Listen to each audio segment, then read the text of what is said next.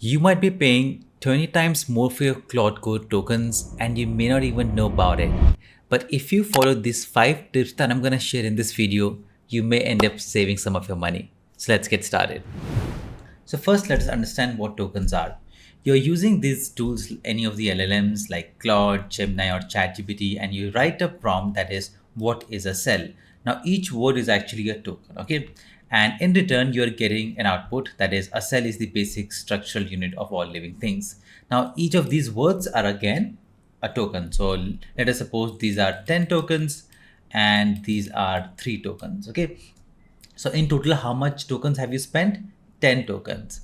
Now, the thing is, when you give an input token, the cost of input tokens are cheaper than the cost of output tokens. Or I should say that when an LLM responds, the cost of each token is more than the cost of the input token. So for instance, if this token is costing you $1 each, I'm just giving a random example, right? So these are $3, okay?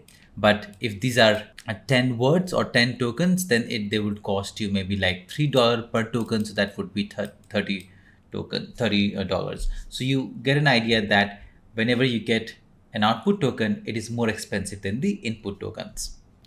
Now the next thing is, when you actually go ahead and give another prompt, that is, what is a mitochondria?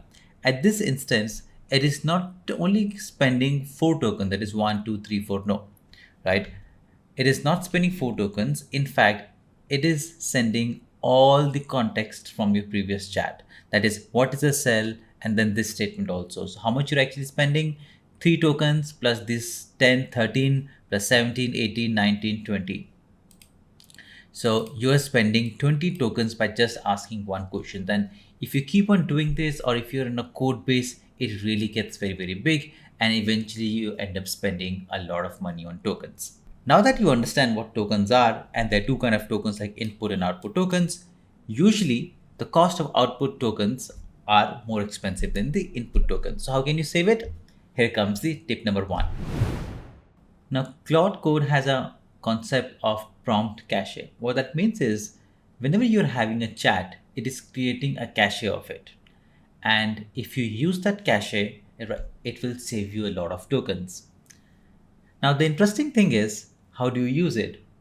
You don't have to do anything actually. The Claude itself out that it has to use the cache to give you the response. The thing with this prompt caching is that it lasts only 1 hour.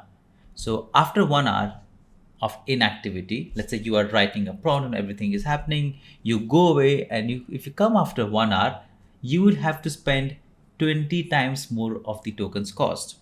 Whereas if you activate your chat in 59th minute, you will pay 1/20th of the cost, right? So if the cost of one token is, let's say, $1, and then you leave it inactive for 60 minutes, next time you go ahead and write any prompt, it will cost you $20, right? So you get it, right? If there's an inactivity, if the chat is not active for more than 60 minutes, you will have to pay 20 times.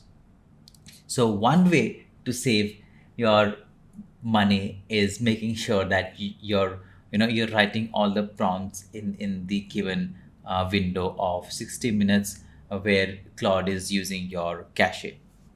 Now the other question arises, what if you end up using the Claude after 1 hour?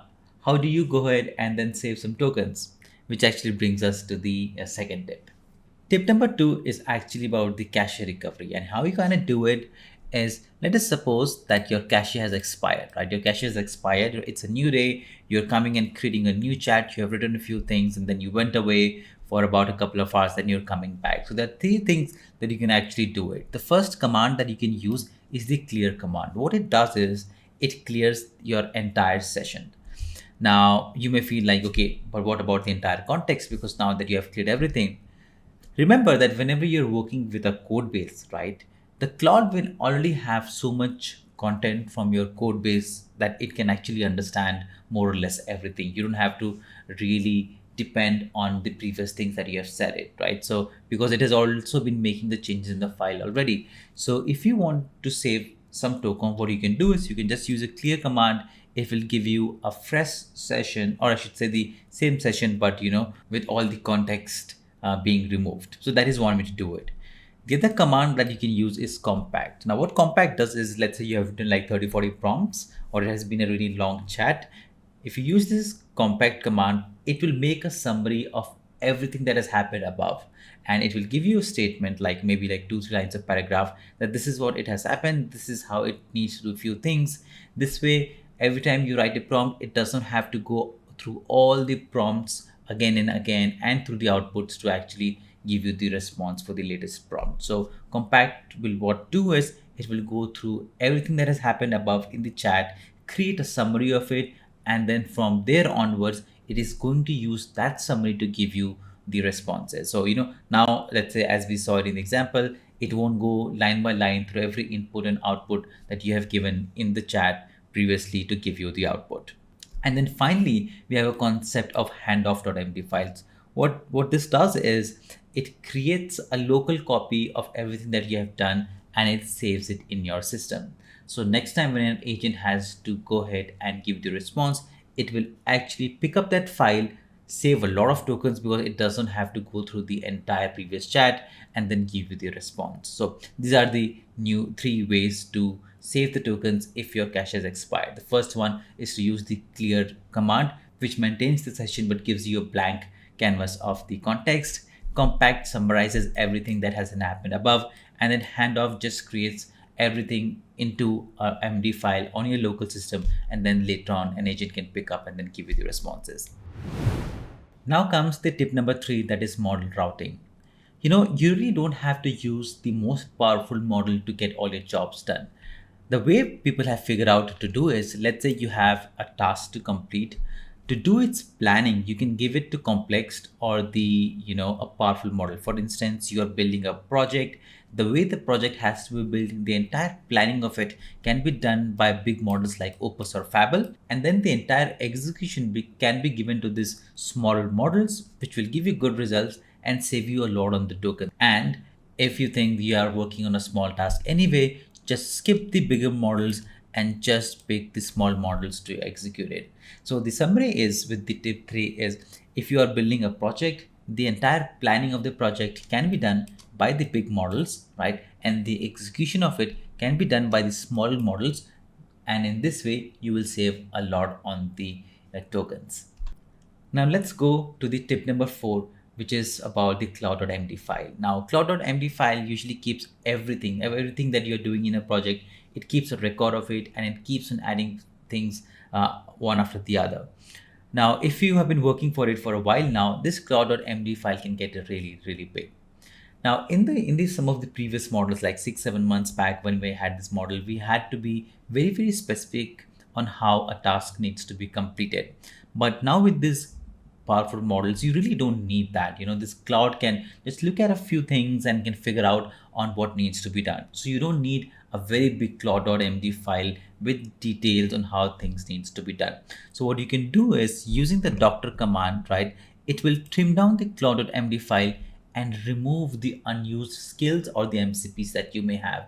So you may have built a lot of skills over time. You must have a lot of MCPs that are being used in the background. But with this doctor command, it will look at the MCPs, skills, and the Claude.md file and remove everything that is unwanted, and eventually save you a lot of tokens. And now let us look at the final tip that we have for today to save your tokens, is to use the external tools that will force Claude to write less of the boilerplate code so that you save a lot of tokens. There are a few tools in the market. The first one is the Ponytail. It is very popular. And then the Caveman. And what it does is that it will tell the Claude explicitly, and whenever you write a prompt, right, it will tell the Claude that do not write the unnecessary code, do not write a lot of boilerplate code. And this actually really helps you save a lot of tokens. Now, it works piece by pieces, right? But eventually when you look at from an entire project overview, you will realize that you have saved a lot of tokens. Those are a few tips that you can use to save some money on your tokens now. And if you know any more tips, please feel free to go ahead and share it in the comments. And if you like this video, don't forget to share the channel. Don't forget to subscribe the channel. Like the video and comment, and I'll see you in the next one.